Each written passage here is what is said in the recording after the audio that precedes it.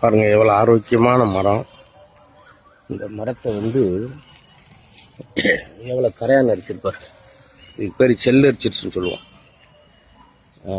நல்ல ஆரோக்கியமாக பசுமையாக இருக்க மரத்தை இந்த செல் அரித்து அதை சாய்க்கிற மாதிரி நல்ல ஆரோக்கியமாக இருக்கிற மனுஷனை இந்த செல்ஃபோன் இப்போ எடுத்துக்கிட்டு இருக்குமே இது அரித்து சாய்ச்சிது.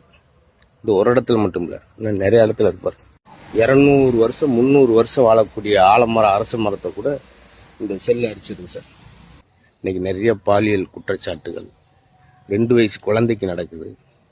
போன வாரம் மூதாட்டிக்கு சென்னையில் யாசகம் வாங்குற மூதாட்டிக்கு துன்புறுத்தல், இறந்துட்டாங்க. இப்படி நிரம்ப நடக்கிறதுக்கு காரணமும் இந்த கைபேசி தான். இது ஒரு குப்பை, ஆபாச குப்பை. இதுலேருந்து இளைஞர்கள் 3 மணி வரைக்கும் தூங்க மாட்டேங்கிறாங்க. பெற்றோர்கள்